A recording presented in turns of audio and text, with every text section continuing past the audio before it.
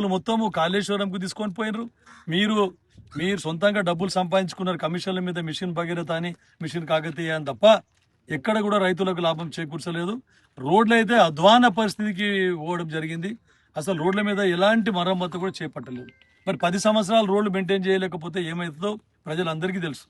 మేము ఇప్పుడు రోడ్లు శాంక్షన్ చేసి కూడా 8 నెలలు 9 నెలలు అవుతా ఉన్నది. కొన్నిటికి ఫౌండేషన్ స్టోన్ కూడా పెట్టడం జరిగింది. కానీ కాంట్రాక్టర్లు కరెక్ట్ టైంకు బిల్లులు వస్తలేవనే ఉద్దేశంతో ఎవరు కూడా ముందుకు రావడం లేదు. అయినా ఎస్టీఎస్డిఎఫ్ ఫండ్ కింద కానీ ఇతరత్ర నిధులతోని మేము వారికి కాంట్రాక్టర్స్కి మేము రిక్వెస్ట్ చేసి మరీ తీసుకొని వచ్చి మేము పనులు చేపట్టడం జరుగుతూ ఉందని చెప్పేసి మీకు చెప్పడం జరుగుతూ ఉంది. అదొకటే కాకుండా హ్యామ్లో కూడా మేము రోడ్లు బ్యాంక్ ద్వారా రుణాలు తీసుకొని కాంట్రాక్టర్కు ప్రోత్సహించి హ్యామ్ ద్వారా మొన్ననే పంచాయతీరాజ్ R&B కలిపి 205 కోట్ల రూపాయలతో రోడ్ శాంక్షన్ చేసుకోవడం జరిగింది. త్వరలో ఆ రోడ్లు మేము ఖచ్చితంగా పని మొదలయ్యే విధంగా కృషి చేస్తాం. కానీ బురద జల్లే కార్యక్రమం మానుకోండి. ఇప్పటికైనా మీరు చేసిన తప్పు 58 సంవత్సరాల రిటైర్మెంట్ ఏజ్ ఉంటే దాన్ని 61 సంవత్సరాలకు పెంచి రిటైర్మెంట్ బెనిఫిట్స్ ఇవ్వాల్సి వస్తుంది.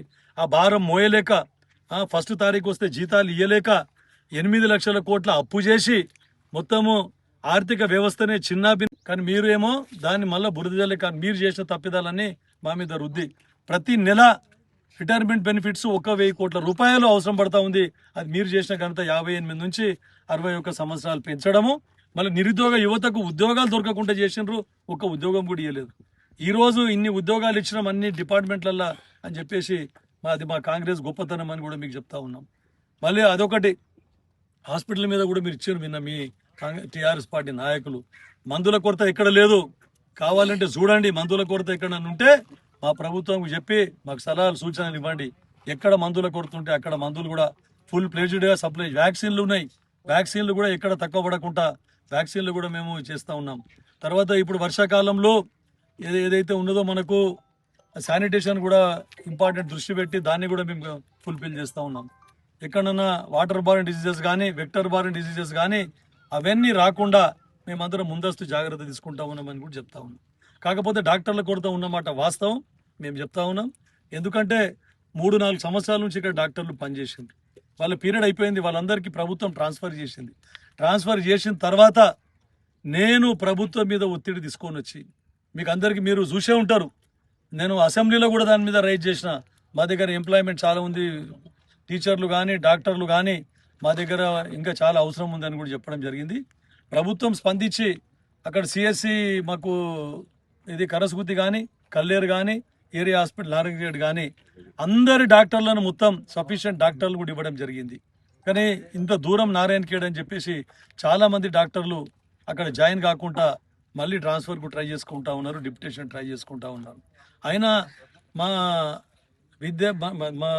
మెడికల్ ఆఫీసర్స్కి అందరికి కూడా, ఎందుకంటే పై అధికారులు అందరూ దృష్టికి తీసుకొని వచ్చి నారాయణఖేడ్కి చాలా అత్యవసరం ఉన్నది డాక్టర్లదని చెప్పేసి వారికి డెప్యుటేషన్ ఇవ్వకుండా తిరిగి ట్రాన్స్ఫర్లు చేయకుండా వారందరినీ రిక్వెస్ట్ చేసుకొని ఎప్పటికప్పుడు వారితో సంప్రదించి వారు ఇక్కడ నారాయణఖేడ్లో విధులు నిర్వహించే విధంగా వారిని రిక్వెస్ట్ చేసుకుంటా ఉన్నాం. తర్వాత ఎక్కడైతే మీకు ఏమన్నా ఇబ్బందులు ఉంటే వాటిని మేము అధిగమించి మీకు అందరికి సహాయ సహకారాలు అందిస్తాం. మా ప్రజలకు మాకు మెడికల్ సర్వీసెస్ మీరు అందియాలి అని చెప్పేసి వారిని రిక్వెస్ట్ చేస్తూ ముందుకు తీసుకుపోతా ఉన్నాం. మీలాగా బురద జల్లే కార్యక్రమం మాకు లేదు. కావాలంటే స్టాటిస్టిక్స్ తీద్దాం, ఎక్కడికంటే ఎక్కడ ఛాలెంజ్.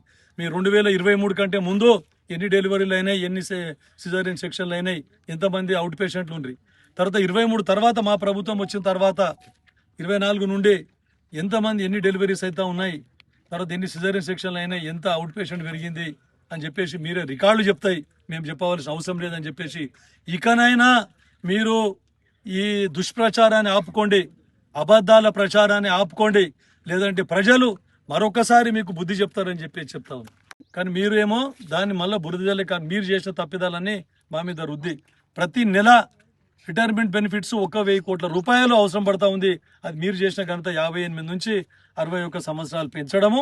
మళ్ళీ నిరుద్యోగ యువతకు ఉద్యోగాలు దొరకకుండా చేసినారు, ఒక్క ఉద్యోగం కూడా ఇవ్వలేదు. ఈరోజు ఇన్ని ఉద్యోగాలు ఇచ్చినాం అన్ని డిపార్ట్మెంట్లల్లో అని చెప్పేసి మా కాంగ్రెస్ గొప్పతనం అని కూడా మీకు చెప్తా ఉన్నాం. మళ్ళీ అదొకటి, హాస్పిటల్ మీద కూడా మీరు ఇచ్చారు నిన్న మీ టీఆర్ఎస్ పార్టీ నాయకులు. మందుల కొరత ఎక్కడ లేదు, కావాలంటే చూడండి. మందుల కొరత ఎక్కడ ఉంటే మా ప్రభుత్వం చెప్పి మాకు సలహాలు సూచనలు ఇవ్వండి. ఎక్కడ మందుల కొడుతుంటే అక్కడ మందులు కూడా ఫుల్ ప్లేజ్డ్గా సప్లై, వ్యాక్సిన్లు ఉన్నాయి, వ్యాక్సిన్లు కూడా ఎక్కడ తక్కువ పడకుండా వ్యాక్సిన్లు కూడా మేము చేస్తూ ఉన్నాం. తర్వాత ఇప్పుడు వర్షాకాలంలో ఏదైతే ఉన్నదో మనకు శానిటేషన్ కూడా ఇంపార్టెంట్ దృష్టి పెట్టి దాన్ని కూడా మేము ఫుల్ఫిల్ చేస్తూ ఉన్నాం. ఎక్కడన్నా వాటర్ బార్న్ డిసీజెస్ కానీ వెక్టర్ బార్న్ డిసీజెస్ కానీ అవన్నీ రాకుండా మేమందరం ముందస్తు జాగ్రత్త తీసుకుంటా ఉన్నామని కూడా చెప్తా ఉన్నాం. కాకపోతే డాక్టర్ల కొరత ఉన్నమాట వాస్తవం, మేము చెప్తా ఉన్నాం. ఎందుకంటే 3-4 సంవత్సరాల నుంచి ఇక్కడ డాక్టర్లు పనిచేసింది, వాళ్ళ పీరియడ్ అయిపోయింది, వాళ్ళందరికీ ప్రభుత్వం ట్రాన్స్ఫర్ చేసింది. ట్రాన్స్ఫర్ చేసిన తర్వాత నేను ప్రభుత్వం మీద ఒత్తిడి తీసుకొని వచ్చి మీకు అందరికీ మీరు చూసే ఉంటారు, నేను అసెంబ్లీలో కూడా దాని మీద రైజ్ చేసిన. మా దగ్గర ఎంప్లాయ్మెంట్ చాలా ఉంది, టీచర్లు కానీ డాక్టర్లు కానీ మా దగ్గర ఇంకా చాలా అవసరం ఉందని కూడా చెప్పడం జరిగింది. ప్రభుత్వం స్పందించి అక్కడ సిఎస్సి మాకు ఇది కరస్గుత్తి కానీ కల్లేరు కానీ ఏరియా హాస్పిటల్ నారాయణగేడ్ కానీ అందరి డాక్టర్లను మొత్తం సఫిషియెంట్ డాక్టర్లు కూడా ఇవ్వడం జరిగింది. కానీ ఇంత దూరం నారాయణఖేడ్ అని చెప్పేసి చాలామంది డాక్టర్లు అక్కడ జాయిన్ కాకుండా మళ్ళీ ట్రాన్స్ఫర్కు ట్రై చేసుకుంటా ఉన్నారు, డిప్యుటేషన్ ట్రై చేసుకుంటా ఉన్నారు. అయినా మా మా మెడికల్ ఆఫీసర్స్కి అందరికి కూడా, ఎందుకంటే పై అధికారులు అందరూ దృష్టికి తీసుకొని వచ్చి నారాయణఖేడ్కి చాలా అత్యవసరం ఉన్నది డాక్టర్లదని చెప్పేసి వారికి డెప్యుటేషన్ ఇవ్వకుండా తిరిగి ట్రాన్స్ఫర్లు చేయకుండా వారందరినీ రిక్వెస్ట్ చేసుకొని ఎప్పటికప్పుడు వారితో సంప్రదించి వారు ఇక్కడ నారాయణఖేడ్లో విధులు నిర్వహించే విధంగా వారిని రిక్వెస్ట్ చేసుకుంటా ఉన్నాం. తర్వాత ఎక్కడైతే మీకు ఏమన్నా ఇబ్బందులు ఉంటే వాటిని మేము అధిగమించి మీకు అందరికి సహాయ సహకారాలు అందిస్తాం. మా ప్రజలకు మాకు మెడికల్ సర్వీసెస్ మీరు అందియాలి అని చెప్పేసి వారిని రిక్వెస్ట్ చేస్తూ ముందుకు తీసుకుపోతా ఉన్నాం. మీలాగా బురద జల్లే కార్యక్రమం మాకు లేదు. కావాలంటే స్టాటిస్టిక్స్ తీద్దాం, ఎక్కడికంటే ఎక్కడ ఛాలెంజ్. మీ 2023 కంటే ముందు ఎన్ని డెలివరీలు అయినాయి, ఎన్ని సిజేరియన్ సెక్షన్లు అయినాయి, ఎంతమంది అవుట్ పేషెంట్లు ఉండ్రి. తర్వాత 23 తర్వాత మా ప్రభుత్వం వచ్చిన తర్వాత 24 నుండి ఎంతమంది ఎన్ని డెలివరీస్ అయితే ఉన్నాయి, తర్వాత ఎన్ని సిజేరియన్ సెక్షన్లు అయినాయి, ఎంత అవుట్ పేషెంట్ పెరిగింది అని చెప్పేసి మీరే రికార్డులు చెప్తాయి, మేము చెప్పవలసిన అవసరం లేదని చెప్పేసి ఇకనైనా మీరు ఈ దుష్ప్రచారాన్ని ఆపుకోండి, అబద్ధాల ప్రచారాన్ని ఆపుకోండి, లేదంటే ప్రజలు మరొకసారి మీకు బుద్ధి చెప్తారని చెప్పేసి చెప్తా ఉన్నాం. నిన్న మాజీ శాసనసభ్యులు రైతుల పేరు మీద ఒకటి ప్రెస్ మీట్ పెట్టడం జరిగింది. మరి అవగాహన రాహిత్యమా మరి ఏమో తెలియదు ఆయనకు. మేము మొన్ననే విజిట్ చేసిపోయినాము. మేము 89 లెవెల్లో ఉన్నప్పుడు విజిట్ చేసి రైతులందరికీ చెప్పినాం, ఎప్పుడు అలుగొస్తుందో ఎప్పుడు కంప్లీట్ అవుతుందో మనకు ఓవర్ఫ్లో అయినప్పుడు ఖచ్చితంగా మేము నీళ్ళు వదులుతామని చెప్పడం జరిగింది.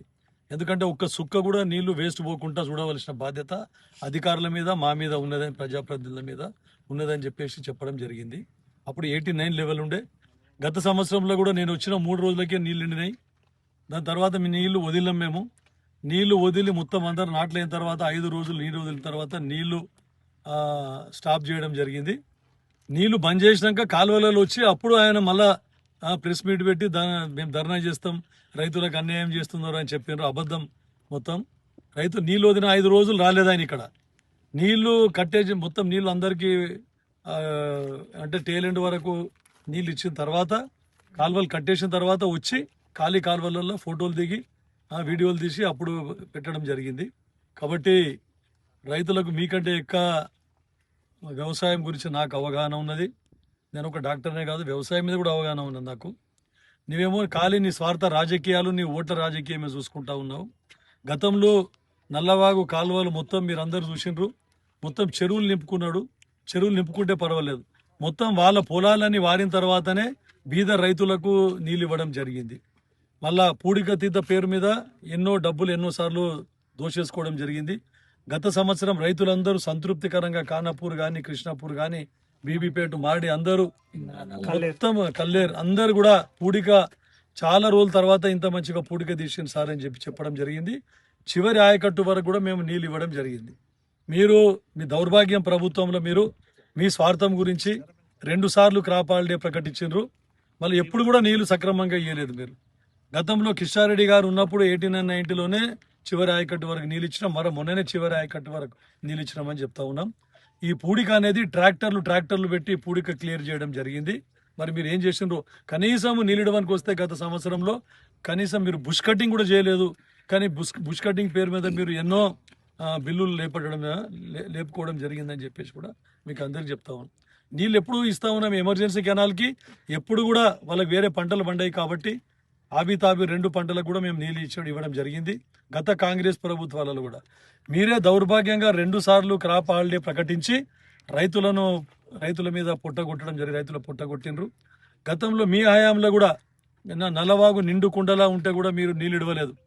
అప్పుడు మేమందరం పాదయాత్ర చేపట్టి మొత్తము మీ ప్రభుత్వం మీద ఒత్తిడి తీసుకొని వచ్చి పంటలు ఎండిపోతా ఉన్నాయి, రైతులకు నష్టమైతే ఉన్నదని చెప్పేసి మేము ఆ రోజు బలవంతంగా ప్రభుత్వం మీద ఒత్తిడి తెచ్చి నీళ్ళు ఇప్పించిన ఘనత మా కాంగ్రెస్ ప్రభుత్వాన్ని, మా కాంగ్రెస్ పార్టీది, మా కాంగ్రెస్ నాయకులదని చెప్పేసి కూడా చెప్తా ఉన్నాం. ఎట్లాగూ నీళ్ళు ఇడుస్తాము, ఓవర్ఫ్లో అయితే మేము నీళ్లు వేస్ట్ చేయదలుచుకోలేదు. రైతులకు ఎంత మేరకు అవసరం ఉంటే అంత మేరకు నీళ్లు ఖచ్చితంగా వదులుతాం. తర్వాత దాన్ని దృష్టిలో పెట్టుకొని మీరు కానీ ఇంకా రాష్ట్ర నాయకులు కూడా ముందస్తుగా ప్రెస్ మీట్లు పెడతా ఉన్నారు. ఎందుకంటే కాంగ్రెస్ వాళ్ళు ఎట్లాగూ నీళ్ళు ఇడుస్తారు, ఎట్లాగూ ముందు జరగబోయే దాని గురించి ఇప్పుడే మీరు మేము డిమాండ్ చేస్తేనే నీళ్ళు ఇడిచిండ్రు అని చెప్పుకోవడానికి. కానీ మాకు ఎలాంటి బేసిజాలు లేవు. అవసరాన్ని బట్టి రైతులకు నష్టం జరగకుండా ఎల్లవేళలా మేము వారికి ఆదుకుంటాము రైతులకు అని చెప్పి చెప్తా ఉన్నాం. తర్వాత ఈ నల్లవాగు నీళ్లు కూడా టోటల్గా ఇప్పుడు 93 లెవెల్కి వచ్చిన తర్వాత అలుగు బారడం స్టార్ట్ కాగానే ఎంత అవుట్ఫ్లో ఉంటుందో, ఎంత ఇన్ఫ్లో ఉంటుంది, అంత అవుట్ఫ్లో వరకు మేము ఇవ్వడం జరుగుతుంది. కొంతమంది రైతులు మాకు అవసరం లేదు సార్, మొత్తం పొలాలలో మొత్తం నీళ్లు నిలబడ్డాయి వర్షాల వలన అని చెప్పడం జరిగింది. అయినా కూడా ఇంకా కొంచెము, ఎందుకంటే చిన్న కమతం ఉన్నటువంటి రైతులు కొంతమందికి కెనాల్ నీళ్లు పారకుంటే కూడా కొన్ని నాట్లేని పరిస్థితి. అట్లాంటి వాళ్ళు కేవలం 10% రైతులు ఉంటారు అంతే. 80% 90% రైతులు అందరూ కూడా నాట్లు వేసుకోవడం జరిగింది. ఇంకో 10% రైతులు ఎవరైతే ఉన్నారో ఆ నీళ్లు తక్కబడి నాట్లు వేసుకోకపోతే వాళ్ళ గురించి ఉపయోగం అయితే ఈ నీళ్లు ఖచ్చితంగా వాళ్ళకి నీళ్లు వదిలిపెట్టే ప్రయత్నం చేస్తాం. కానీ మీరు గొప్పలు చెప్పుకోవద్దు, మేము ప్రెస్ మీట్ పెడితేనే ఇడిచిండ్రు అని చెప్పేసి. మేము భయపడే నీళ్లు వదిలే ప్రసక్తి కాదు.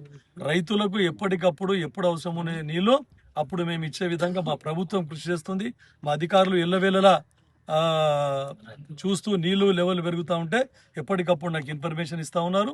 ఎప్పుడు అవసరం ఉంటే అప్పుడు నీళ్లు వదలడానికి మా ప్రభుత్వం సిద్ధంగా ఉందని చెప్తా ఉన్నాం. మీరు చెప్పవలసిన అవసరం లేదు, మీరు పాఠాలు నేర్పవలసిన అవసరం లేదు.